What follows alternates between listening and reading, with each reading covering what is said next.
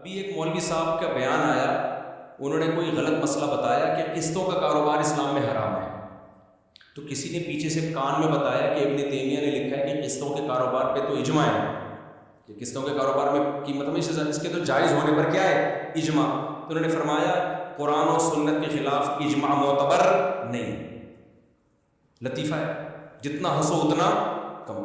او بھائی صاحب، اجماع حجت ہونے کا مطلب یہ ہوتا ہے کہ قرآن و سنت کے خلاف بات پہ اجماع ہو ہی نہیں سکتا، امت گمراہی پہ جمع ہو ہی نہیں سکتی، لہذا اجماع حجت ہے۔ اگر قرآن و حدیث اس کے خلاف ہے تو وہ ہے نہیں، آپ کو لگ رہا ہے، تو اجماع حجت ہونے کا مطلب ہی یہی ہے کہ جب اجماع آ جائے گا تو اب کسی دلیل کی ہمیں ضرورت نہیں ہے۔ پھر اگر آپ کو قرآن اور حدیث اس کے خلاف ہے تو ہے نہیں، آپ کی سوچ ہے کہ آپ کو لگ رہا ہے، اس لیے اجماع حجت ہے، چاہے قرآن و حدیث کے صورتاً خلاف ہو یا خلاف نہ ہو، حقیقت میں تو خلاف ہو ہی نہیں سکتا۔ تو میں یہاں تک آپ کو سمجھانا چاہ رہا تھا کہ دیکھو، جو چیز اپنے اختیار میں نہیں ہے اس پہ کبھی بھی ٹینشن نہیں لینی چاہیے، ہمارے اختیار میں نہیں ہے تو تقدیر کا مطلب یہی ہے، جو چیز اختیار میں نہیں ہے اس کی نسبت کس کی طرف کرو؟ باب اللہ کی ہمارے ساتھ یہی مرضی، ہم اسی تقدیر پہ راضی ہیں، اور جو اپنے اختیار میں ہے اس کو چھوڑو نہیں۔ لوگ الٹا کر رہے ہیں، جو چیز اختیار میں ہوتی ہے پھر بھی نہیں کرتے، نقصان ہوتا ہے کس پہ ڈالتے ہیں؟ اللہ پہ ڈالتے ہیں۔ آپ کے اختیار میں تھا، آپ صحت بنا سکتے تھے، ڈاکٹر نے کہا کہ آپ کا جو کولیسٹرول ہے اتنا بڑھ چکا ہے کہ آپ گھی کا ڈبہ بن چکے ہیں، تھوڑے دنوں میں اگر آپ نے یہ نلی نہاری، مغز نہاری اور لڈو اور مٹھائیاں نہیں چھوڑی تو آپ ایک دھماکے کے ساتھ بولو پھٹ جائیں۔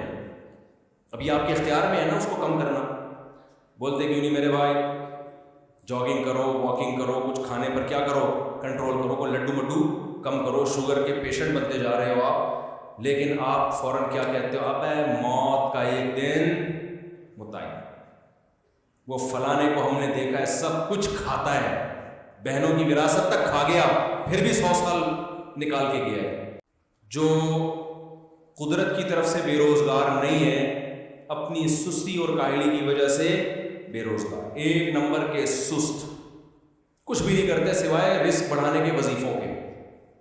مجھ سے پوچھتے ہیں روزی بچانے کا وظیفہ بتا دیں، میں نے کہا جتنا ٹائم وظیفہ میں لگائے گا اتنا ٹائم جاب تلاش کرنے میں لگا دے، اور وظیفے میں بس ایک کافی ہے، رات کو تہجد میں 2 رکعت پڑھ کے اللہ سے کیا مانگ لے۔ اللہ اردو بھی سمجھتے ہیں، آپ سمجھتے ہو یہ والی الفاظ 6 دفعہ دہرائیں گے تو اللہ کی سمجھ میں آئے گا؟ بھائی اپنے اسٹائل، آپ کو کسی سے بھیک مانگنی ہوتی ہے، وظیفہ پڑھ کے پھونکتے ہو یا اس سے مانگتے ہو؟ کیسے گھما گھما کے مانگتے ہیں۔ سیٹھ صاحب کے پاس جب جائیں گے، سیٹھ صاحب سے کہیں گے ایکچولی وہ آیا تو اصل میں مسئلہ یہ تھا کہ جا تو میں بہت سارے لوگوں کے پاس سکتا تھا، لیکن اصل میں آپ کے پاس اس لیے آنا ہوگا کہ میرے ذہن میں آپ ہی کا آ رہا تھا، کیونکہ آپ ہی اللہ نے آپ کیسا گھماتا ہے نا۔ جب دنیا مانگنی ہوتی ہے تو مانگنے کا سلیقہ خود بخود آ جاتا ہے، جب اللہ سے مانگنا ہوتا ہے تو وظیفوں پہ آتے ہیں۔ تو اللہ کو سب سے زیادہ جو عمل پسند ہے نا وہ اپنے آپ سے مانگنا، کہ کوئی اللہ سے مانگے۔ حضرت مولانا صلی اللہ علیہ تھانوی نے یہ بات لکھی ہے کہ دعاؤں میں جب کام ہوتا ہے تو انسان نسبت کس کی طرف کرتا ہے؟ اللہ کی طرف۔ وظیفے سے کام ہوتا ہے نا تو وہ یہ سمجھتا ہے کہ کام تو ٹھیک ہے اللہ نے کیا، لیکن یہ طاقت کس کی تھی؟ وظیفے کی پاور ہے کہ اللہ کو سمجھ میں بات آ گئی۔ میں وظیفوں کو ناجائز نہیں سمجھتا، لیکن دعاؤں کو فوکس کرو۔ تو آپ کیا کر رہے ہو؟ اسباب اختیار نہیں کر رہے، نہ صحت کے اسباب، نہ جاب کے اسباب۔ کاروبار وہ کریں گے جس کا نہ سر نہ پیر۔ سردیوں میں ایک آدمی برف بیچ رہا ہو اور گرمیوں میں چلتے ہوئے کوئلے بیچ رہا ہو۔ ابھی دیکھو ان کا برف کا بزنس ہے، سردیوں میں بند کر دیا انہوں نے، بھائی بیٹھے ہیں نا باولپور سے آئے ہیں، تو میں نے کہا سردیوں میں برف کی کہہ رہے ہیں، اب سردیاں ہیں برف تھوڑی چلے گی، باولپور کی سردی بھی بہت سخت ہوتی ہے۔ اب یہ سردیوں میں بھی برف کا کام کر رہے ہوتے اور کہتے ہیں مفتی صاحب جب سے نومبر دسمبر آتا ہے نا پتہ نہیں ہمارا کاروبار کی ایسی کہ لگتا ہے کوئی نظر لگتی ہے، جون میں کوئی نظر لگا کے جاتا ہے اور دسمبر میں جا کے وہ لگتی ہے۔ یہ ہو رہا ہے آج کل مارکیٹ میں۔ کیا چل رہا ہے یار؟ کسی نے کچھ کر دیا ہے۔ پچھلے سال بھی نومبر میں سارا کاروبار ٹھپ ہو گیا تھا، 4 مہینے ہیں، اس میں بھی ہمارے بیوی بچے کیسے گزارا کریں، کوئی پڑھنے کو بتا دو، ڈپریشن میں جا رہا ہوں۔ تو میرے بھائی جس کام کا سرے سے تجربہ نہیں ہے، لاکھوں روپے اس میں لا کے آپ ابتدا کر رہے ہو، اتنا بڑا رسک لے رہے ہو آپ، فوراً جواب میں پتہ ہے کیا؟ کھلانے والا کون ہے؟ اللہ۔ اس نے کہا محنت کرو، جو مقدر میں ہوگا ملے گا۔ روڈ پہ آ گئے، بیویوں کو طلاقیں ہو گئی، بیویاں بھاگ گئیں۔ یہ ہوائی باتیں نہیں ہیں، مشاہدے پر مبنی باتیں ہیں۔ بھائی کس بیوقوف نے کہا کہ آپ کو بیکری کھولو؟ بیکری کے لیے پہلے کیا چاہیے؟